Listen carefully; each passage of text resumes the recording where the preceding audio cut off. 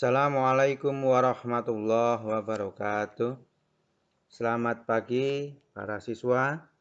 Semoga kalian tetap dalam keadaan yang sehat sehingga dapat mengikuti kegiatan belajar mengajar daring pada pagi hari ini hingga selesai nanti. Pada kesempatan ini kita akan mempelajari kompetensi teknologi dasar otomotif.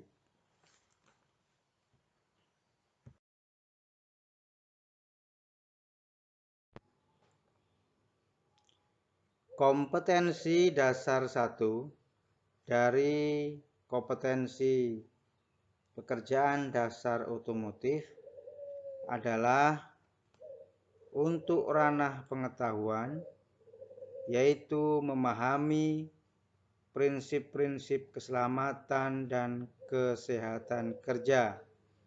Sedangkan untuk ranah keterampilan adalah mengidentifikasi potensi dan resiko kecelakaan kerja.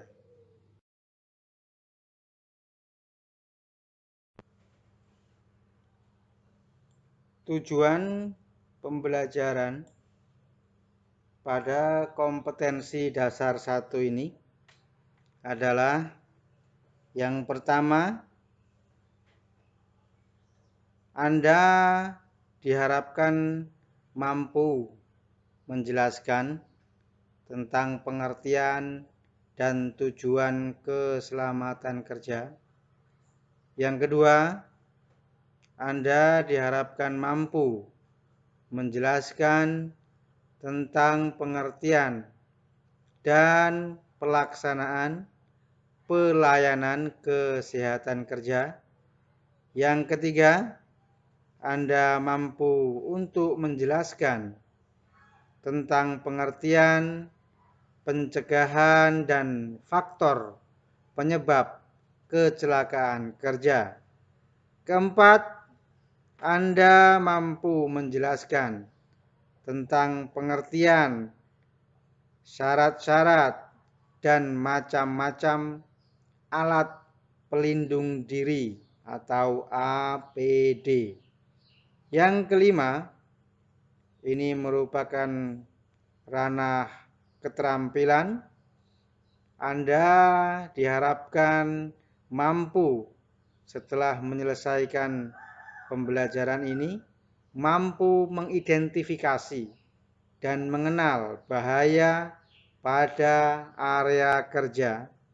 Dan yang terakhir, Anda mampu mengidentifikasi dan mengenal kondisi bahaya di lingkungan tempat kerja.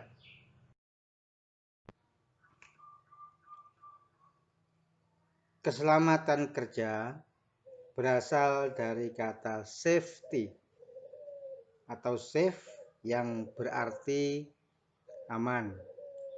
Oleh karena itu, dapat kita definisikan bahwa keselamatan kerja adalah suatu usaha untuk menciptakan keadaan lingkungan kerja yang aman, bebas dari kecelakaan. Keselamatan kerja adalah sarana utama pencegahan kecelakaan, cacat, dan kematian sebagai akibat kecelakaan dalam melakukan kerja. Keselamatan kerja menyangkut segenap proses produksi dan distribusi, baik barang maupun jasa. Keselamatan kerja merupakan tugas semua orang yang bekerja. Keselamatan kerja adalah dari, oleh, dan untuk setiap tenaga kerja serta orang lain dan masyarakat pada umumnya. Sehingga tindakan keselamatan kerja ini bertujuan untuk menjamin keutuhan dan kesempurnaan, baik jasmani maupun rohani manusia, hasil kerja dan budaya yang tertuju pada kesejahteraan masyarakat pada umumnya.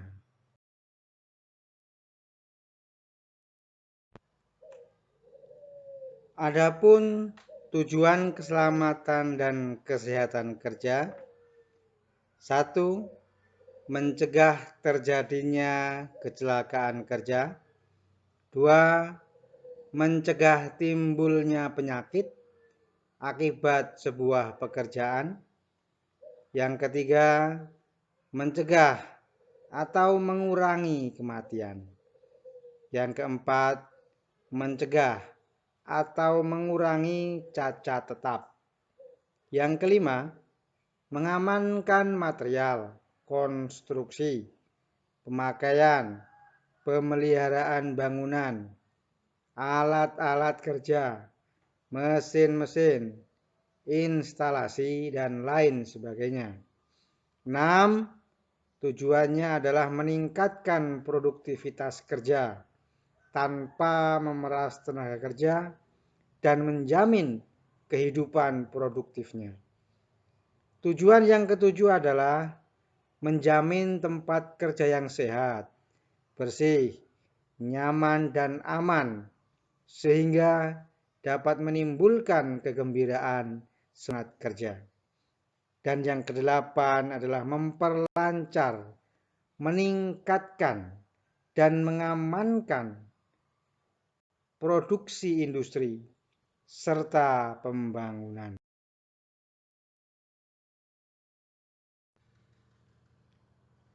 Dari tujuan pembelajaran di atas, maka sasaran keselamatan dan kesehatan kerja ini tidak hanya pada manusia saja.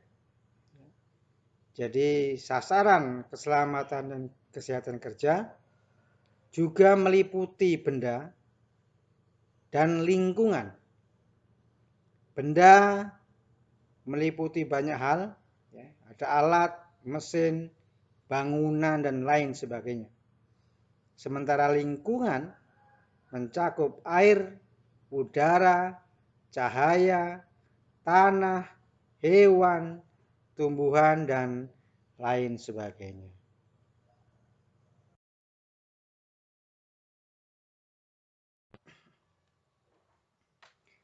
Lanjut pada materi berikutnya adalah kesehatan kerja. Kesehatan kerja merupakan spesialisasi ilmu kesehatan atau kedokteran beserta prakteknya yang bertujuan agar pekerja atau masyarakat pekerja memperoleh derajat kesehatan yang setinggi-tingginya, baik fisik, mental, maupun sosial, dengan usaha-usaha preventif atau kuratif terhadap penyakit atau gangguan kesehatan yang diakibatkan oleh faktor pekerjaan dan lingkungan kerja serta penyakit umum.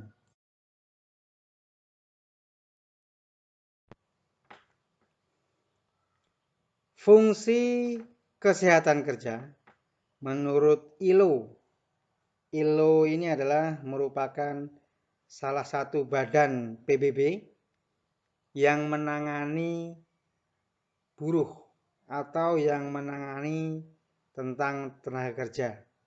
Nah, ILO ini kependekan dari International Labour Organization. Nah, menurut ILO, fungsi kesehatan kerja: 1. Melindungi pekerja terhadap kesehatan yang mungkin timbul dari pekerjaan dan lingkungan kerja. Yang kedua, membantu pekerja menyesuaikan diri dengan pekerjaan, baik fisik maupun mental, serta menyadari kewajiban terhadap pekerjaannya. Dan yang ketiga, fungsi kesehatan kerja adalah memperbaiki, memelihara keadaan fisik, mental, maupun sosial pekerja dengan sebaik mungkin.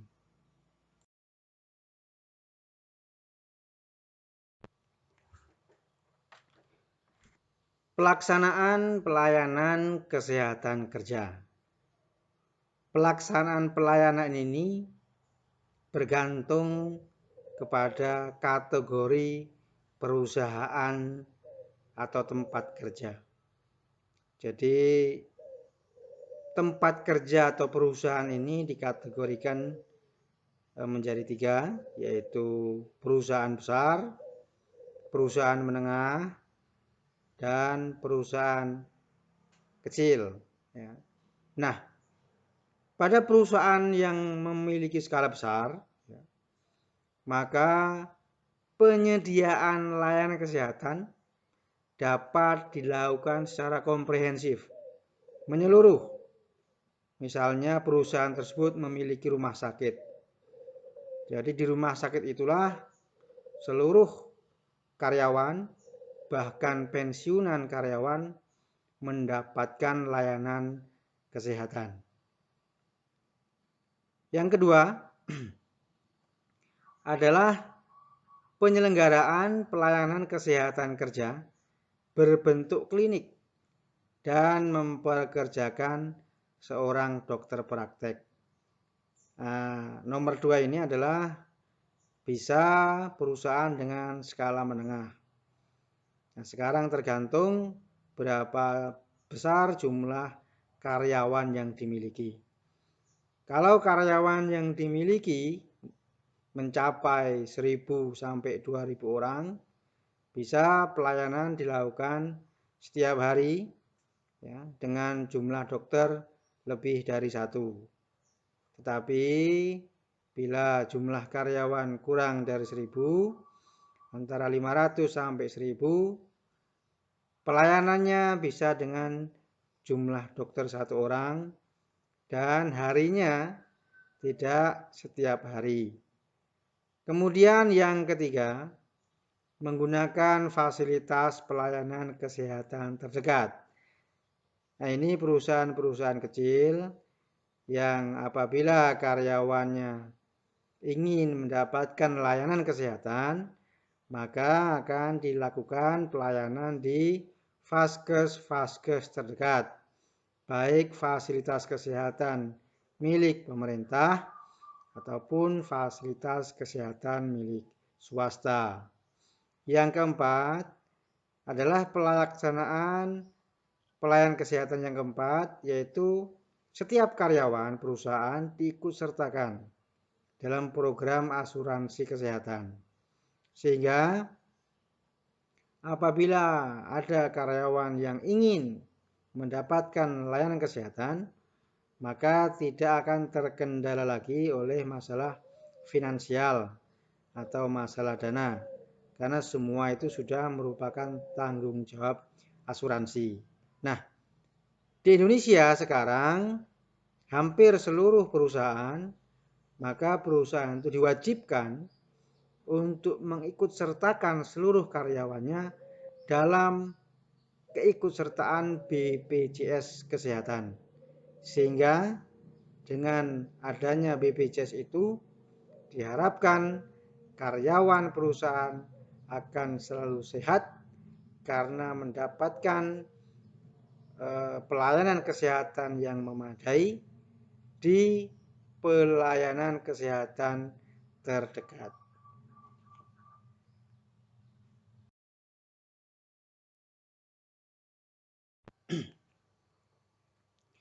Lanjut pada kecelakaan kerja. Kecelakaan kerja adalah suatu kejadian atau peristiwa yang tidak diinginkan atau tidak disengaja serta tiba-tiba dan menimbulkan kerugian, baik kerugian harta maupun hilangnya jiwa manusia yang terjadi dalam hubungan kerja atau sedang melakukan pekerjaan di suatu tempat kerja. Kecelakaan kerja ini dapat dihilangkan atau dapat diantisipasi hanya dengan apabila pekerja melaksanakan prosedur keselamatan dan kesehatan kerja dengan baik.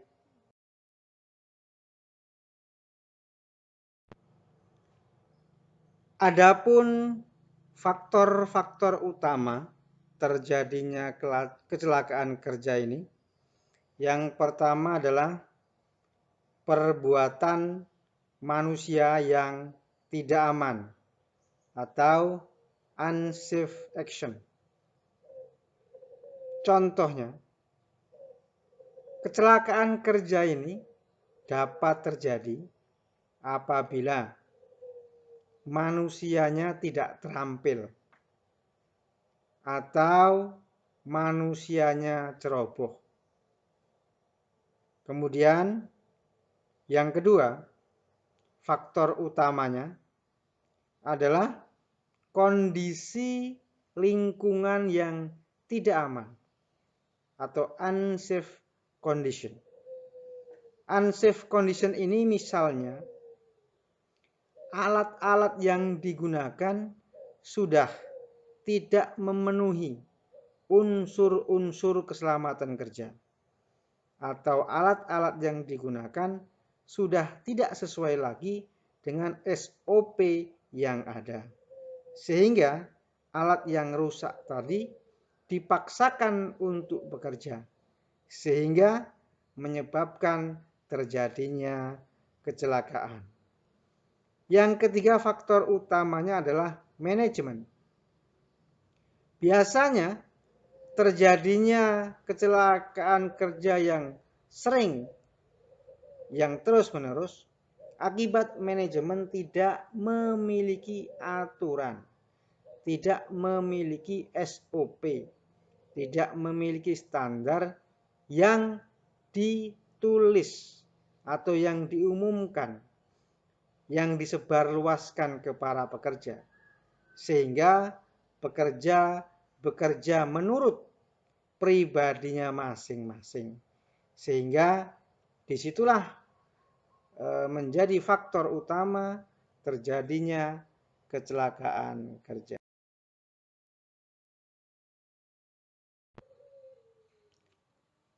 Sekarang akibat kecelakaan terhadap manusia, maka yang pertama jelas akan menimbulkan rasa sakit atau trauma terhadap orang-orang yang mengalami kecelakaan kerja. Yang kedua, akibat kecelakaan kerja ini yang paling fatal dapat menimbulkan kematian bagi para pekerja yang mengalaminya. Yang ketiga, akibatnya mengalami cacat karena tidak berfungsinya sebagian anggota badan akibat kecelakaan kerja. Yang keempat, menurunnya penghasilan. Ini dikarenakan pekerja yang bersangkutan tidak dapat lagi bekerja ya, karena sakit ataupun cacat. Yang kelima, akibat kecelakaan kerja terhadap manusia adalah kesedihan bagi keluarga dan kerabat pekerja yang bersangkutan. Oleh karena itu, kecelakaan kerja ini harus dihindari dengan sebaik-baiknya agar tidak berpengaruh buruk terhadap pekerja pada dunia kerja.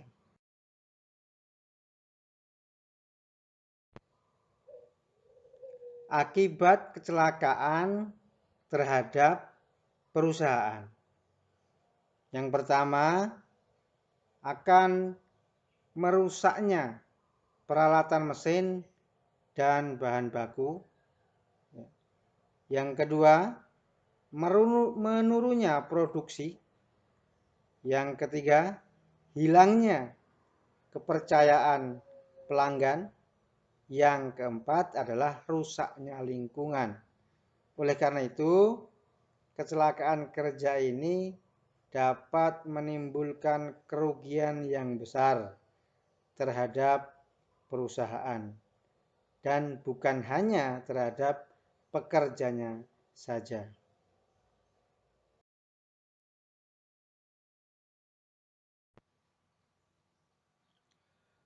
Pencegahan kecelakaan kerja. Jadi kecelakaan kerja akibat kerja dapat diminimalisir dengan cara yang pertama, adanya peraturan perundang-undangan, yaitu ketentuan-ketentuan yang diwajibkan mengenai kondisi-kondisi kerja pada umumnya. Adanya perencanaan, konstruksi, perawatan, dan pemeliharaan, pengawasan, dan pengujian. Dan ini harus ada undang-undang yang tertulis untuk dipatuhi. Yang kedua, adanya standarisasi. Apa yang dimaksud standarisasi? Bahwa adanya ketetapan mengenai standar-standar resmi yang memenuhi persyaratan keselamatan kerja. Yang ketiga, kecelakaan kerja ini dapat diminimalisir dengan adanya pengawasan. Apa itu pengawasan? Yaitu pengawasan tentang dipenuhinya ketentuan-ketentuan perundangan yang telah diwajibkan, yaitu keterlaksanaan adanya nomor 1 dan nomor 2, terus diawasi nomor 3. Yang keempat, dapat dicegah dengan adanya penelitian yang bersifat teknik, yaitu meliputi sifat dan ciri-ciri bahan yang berbahaya, adanya pengujian alat pelindungan diri yang dipakai, adanya penelitian tentang pencegahan, adanya penelitian tentang peledakan gas, adanya penelitian tentang debu yang ada, dan bahan-bahan lain yang ada di sekitar tempat kerja. Yang kelima, kecelakaan ini dapat diminimalisir dengan adanya pendidikan dan pelatihan, ya. Jadi tenaga kerja itu harus dilakukan atau mengikuti pendidikan K3 supaya memiliki pengetahuan dan keterampilan, serta bagi tenaga-tenaga kerja baru harus mendapatkan pelatihan agar semua ini dilakukan untuk mengurangi atau meminimalisir terjadinya kecelakaan kerja.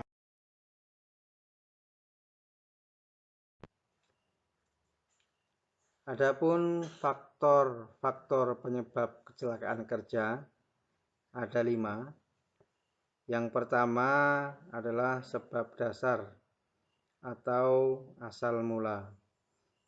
Sebab dasar ini merupakan sebab atau faktor yang mendasari secara umum terhadap kejadian atau peristiwa kecelakaan. Sebab dasar kecelakaan kerja di industri antara lain komitmen manajemen dalam penerapan K3, manusia, dan kondisi tempat kerja. Yang kedua adalah sebab utama.